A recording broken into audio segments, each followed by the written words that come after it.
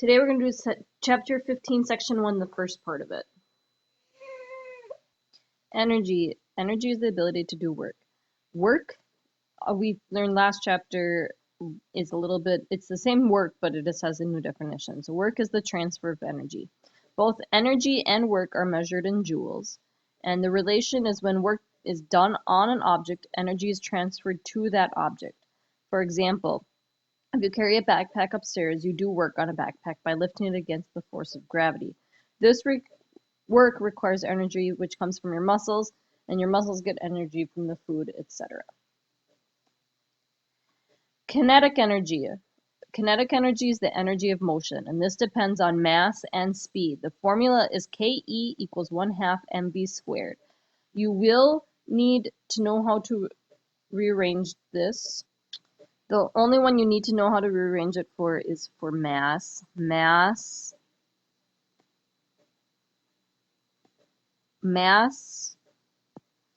Your mass is going to be equal to 2 Ke over v squared. If an apple has a mass of 0.75 kilograms and it's falling with a velocity of 3 meters per second, what is its Ke? So first you always want to write the formula. So Ke equals 1/2 mv squared. Your Ke then will equal your 1/2. Remember, 1/2 is the same thing as 0.5. So I'm going to write 0.5 because it's easier to put that in your calculator. Times your mass. Your mass is 0.75 kilograms.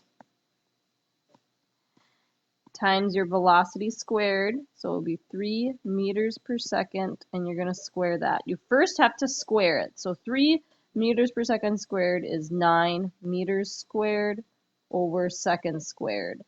And then you'll take that times your 0.75 and times your 0.5. So if you take 0.75 times your 5 times your 9, you get your Ke is equal to 3.375, and Ke is measured in joules. Potential energy. Potential energy is your stored energy. This is energy with potential to do work. Potential energy is the energy with potential to do work. If you're holding a book in the air, it has stored energy. You have the potential to do work on the book. Gravitational potential energy is potential energy that depends on the object's mass, its height, and acceleration due to gravity. The formula is Pe equals mgh. You do need to know how to rearrange this formula as well to find, you won't have to learn it for G, but for M and H. To find M, you want to divide by GH, so M will equal PE over GH. Make sure you have that formula down. And to find for H, you want to divide by mg, so PE over mg. A 75 kilogram tourist stands on top of a building that is 436 meters high. What is their PE? At this point in the game, we're not going to practice every single formula. We're just going to practice one with each equation. So what is their PE? We're looking for PE, so we're going to start with your PE equals mgh. So your PE is going to equal 75 kilograms times 9.8 meters per second squared. Your G is always 9.8 meters per second squared times the height, which in this case is 436 meters.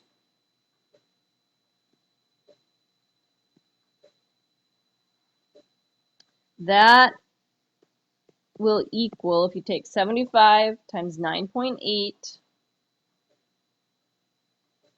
times your 436, I know that looks bad, but I couldn't make it better.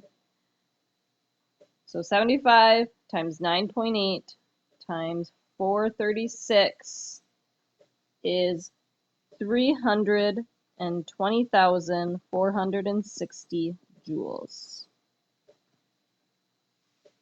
Elastic potential energy. Elastic potential energy is the potential energy of an object that is stretched or compressed. Elastic is something that is able to spring back to its original shape after it is stretched or compressed. An example would be a rubber band. So why doesn't bread bounce, but in basketball it does?